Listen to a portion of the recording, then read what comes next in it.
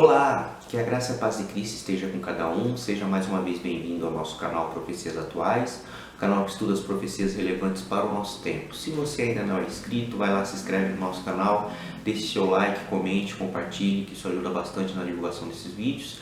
Também acione o sininho para que você possa receber as notificações toda vez que tiver vídeo novo aqui no canal e assim você não perde nenhum estudo. Também nos siga lá no Facebook.com/Profecias Atuais. Lá nós disponibilizamos outros materiais para que você possa se aprofundar cada vez mais nos estudos das profecias. Hoje nós vamos dar continuidade ao estudo do capítulo 14 de Apocalipse. Começamos ele no vídeo passado.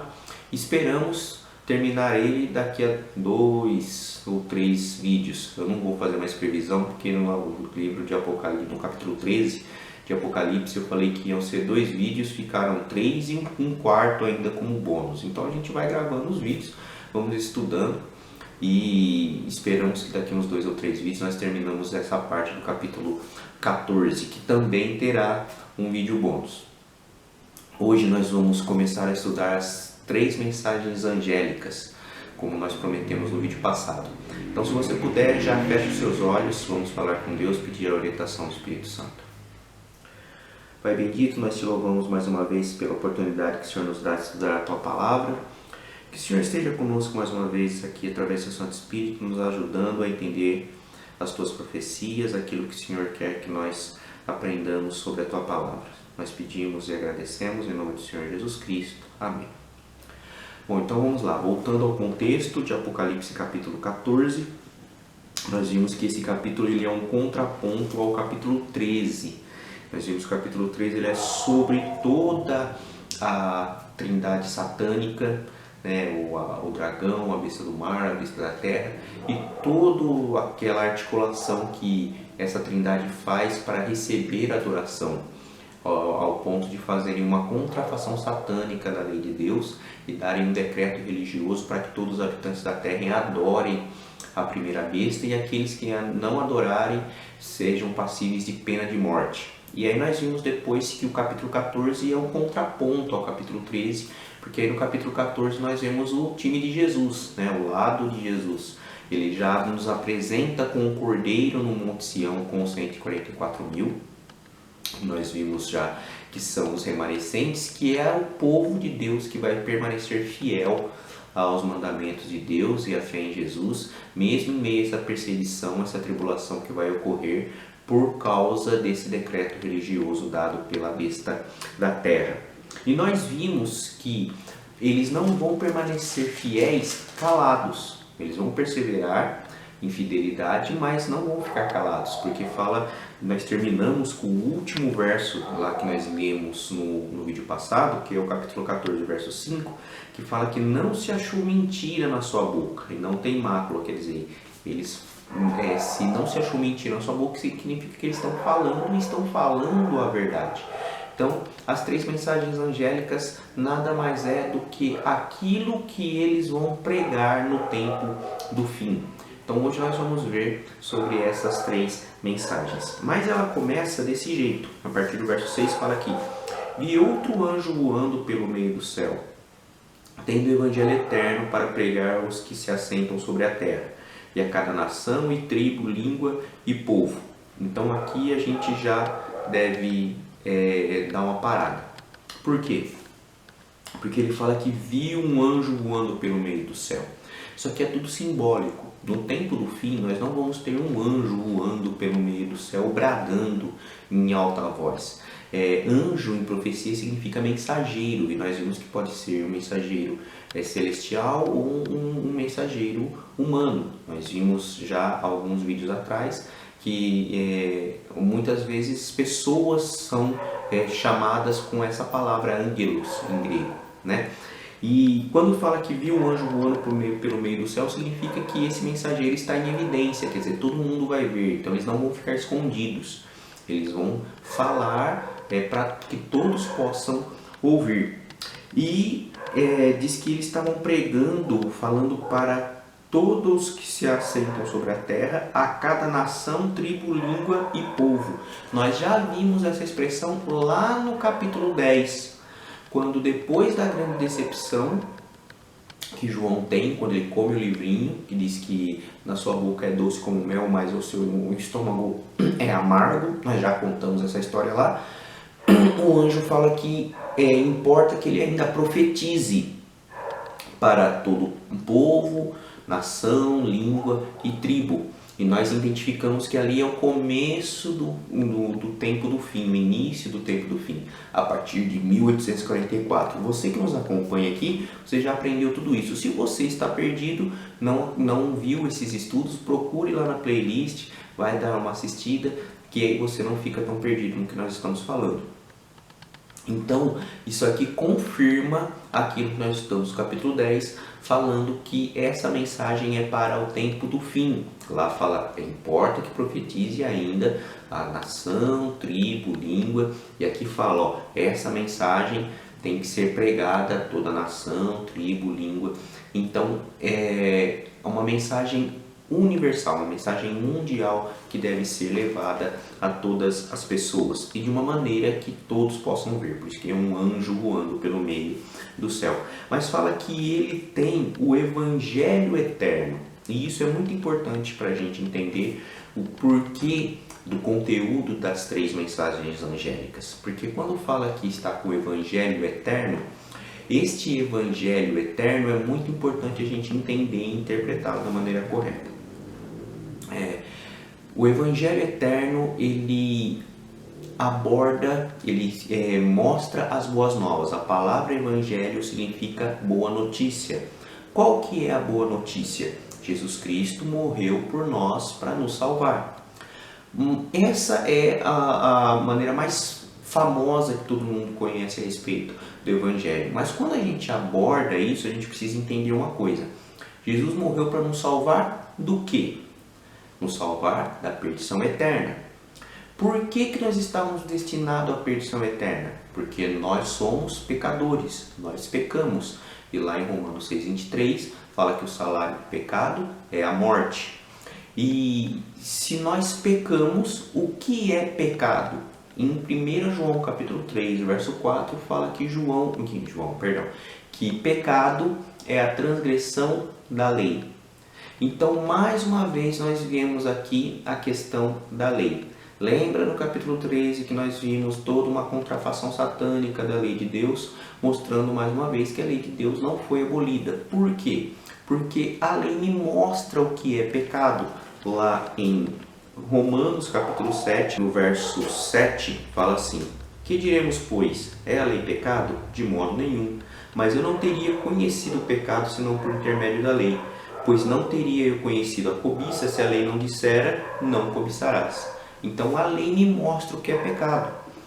Então quando eu transgrido a lei, eu sou um pecador e eu mereço a morte. E a boa notícia é que agora Jesus Cristo veio para morrer no meu lugar. E agora eu sou justificado através do sangue de Cristo daqueles pecados que eu cometi.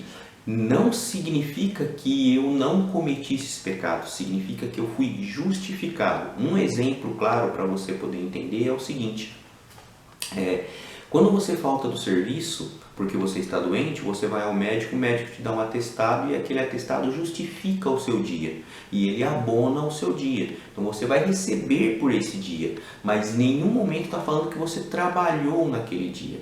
Você vai receber naquele dia porque aquele dia foi justificado por um atestado comprovando que você não pôde trabalhar porque você estava doente. Aqui é a mesma coisa. Nós não vamos ser salvos porque nós merecemos, nós vamos ser salvos porque Jesus Cristo morreu no nosso lugar. E aí, a partir daquele momento, nós estamos livres da condenação. Mas não cessa por aí. Várias vezes nos evangelhos fala para alguém que teve um encontro e fala assim, ó, vai que a tua fé te salvou, ele continua falando agora, vai e não peques mais. Então, eu estava pecando, fui salvo por Cristo, aceitei o seu perdão, a partir de agora eu não peco mais, a partir de agora eu não transgrido mais a lei. Então, a partir de agora tem a ver com obediência. Então, o Evangelho Eterno, ele é baseado em fé e obras, em graça e perseverança, em graça e fidelidade. Agora eu entendo o porquê dessas 3 mensagens angélicas, porque todas as 3 têm a ver com obediência. A partir do momento que eu sou salvo em Cristo, eu passo a viver uma vida de obediência. E é interessante porque alguns pontos dessa questão do Evangelho, poucas pessoas estudam, poucas pessoas leem. Nós somos salvos pela graça, mas nós seremos julgados pelas nossas obras. Lá em Mateus capítulo 16,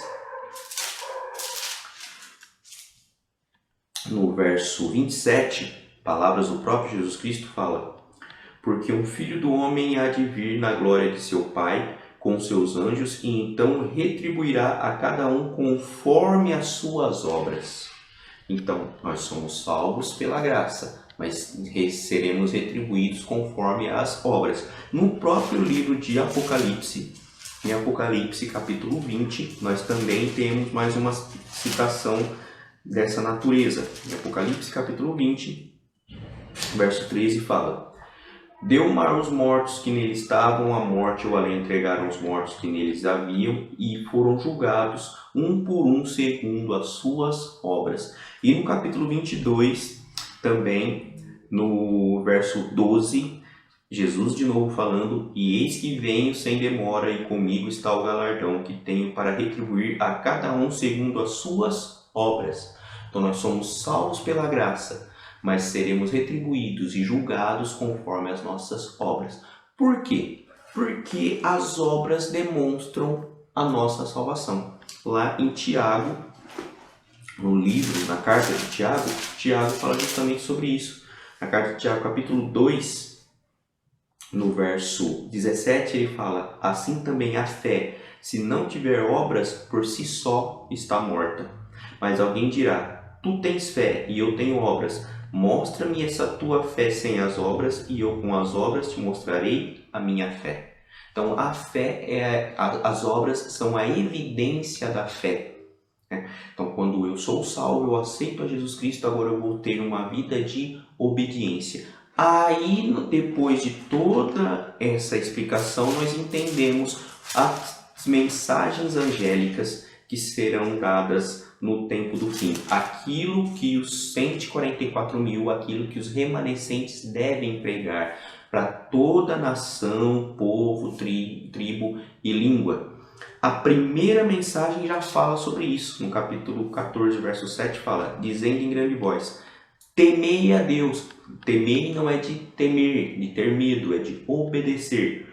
Obedeçam a Deus e dai-lhe glória, pois é chegada a hora do seu juízo, e adorai aquele que fez o céu, a terra e o mar e as fontes das águas. Então, obedeçam a Deus, deem glória a Deus. Glória, essa palavra glória, doxa, em grego, é a tradução de kabod, em hebraico, que significa atribuir peso.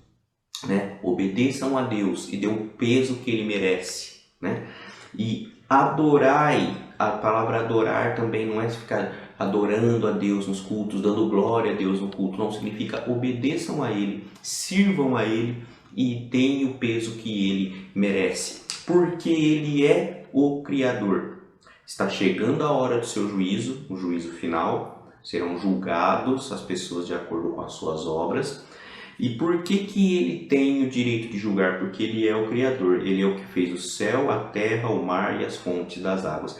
Justamente aquilo que é dito no quarto mandamento. No quarto mandamento fala que nós devemos parar um dia da semana para lembrar do Criador e para descansar, porque em 6 dias fez o Senhor Deus o céu, o mar, a terra e tudo que neles há.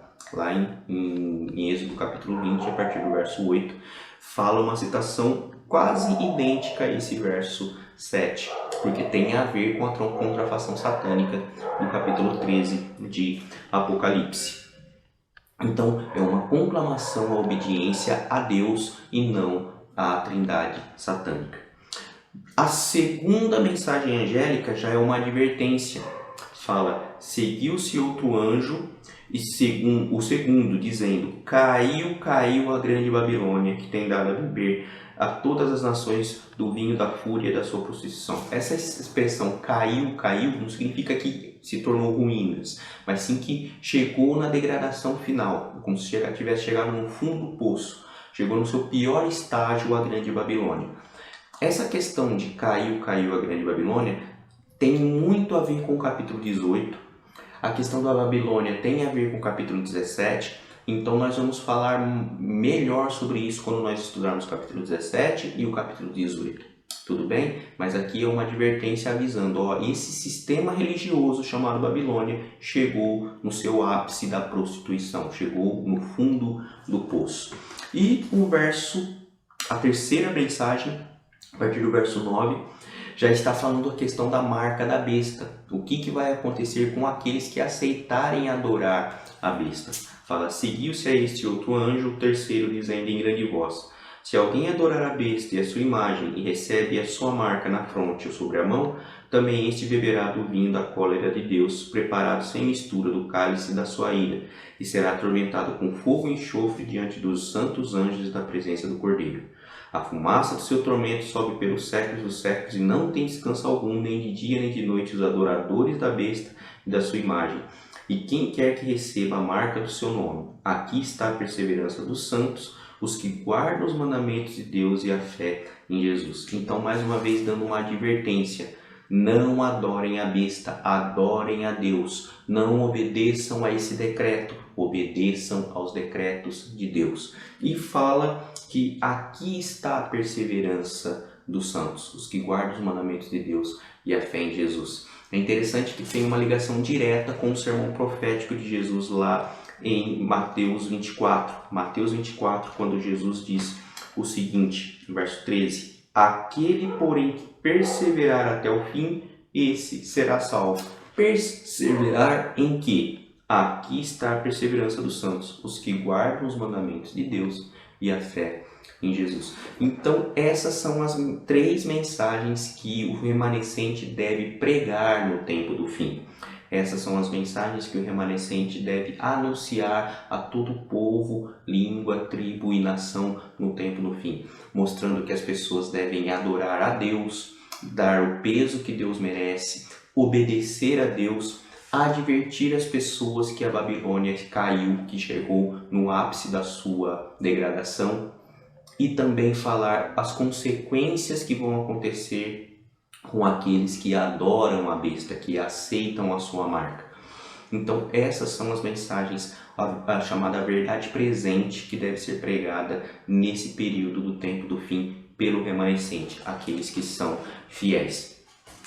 E no final ele termina falando de uma quarta voz, mas ele não fala que é de um anjo, fala só que veio uma voz do céu, falando a partir do verso 13, então ouvi uma voz do céu dizendo, escreve, bem-aventurados os mortos que desde agora morrem no Senhor. Sim, diz o Espírito, para que descanse das suas fadigas, pois as suas obras o acompanham. Olha lá as obras de novo, né? Quem são esses? São aqueles que vão morrer no período dessa grande tribulação.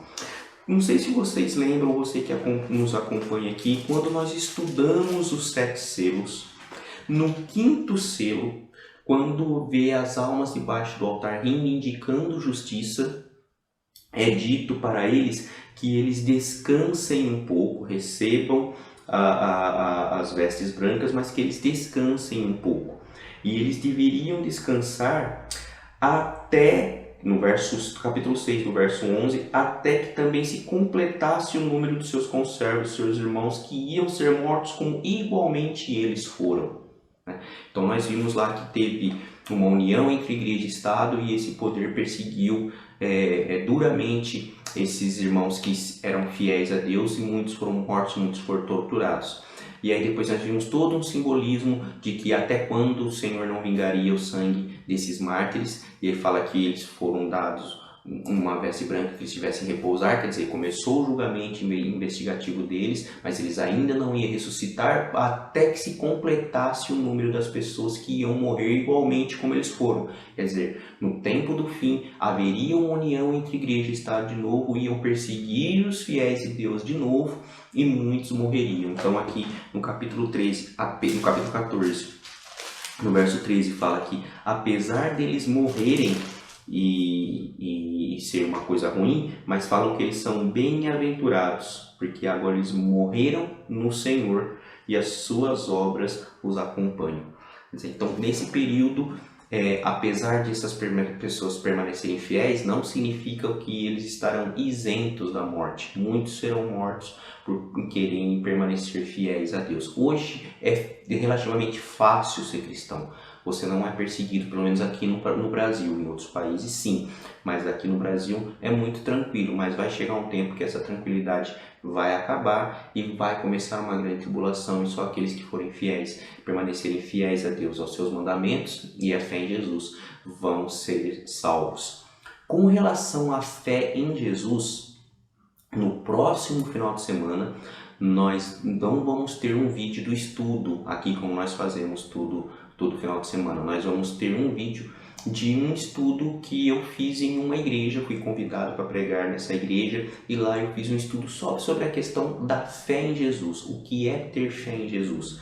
Porque toda essa mensagem que nós estudamos aqui, das 3 mensagens angélicas, o resumo dela é justificação pela fé. E nesse próximo vídeo nós vamos aprender o que é justificação pela fé, por que ela é tão importante. Então, resumindo, essas são as 3 mensagens que devem ser pregadas no tempo do fim pelo remanescente, que nós possamos ser parte desse remanescente, fiéis a Deus, firmes nas suas promessas, e pregar o Evangelho eterno a toda terra, toda tribo, toda nação, toda língua, para que nós possamos abreviar a volta de Jesus Cristo. Que a graça e a paz de Cristo esteja com cada um. Até uma próxima, se assim o Senhor permitir.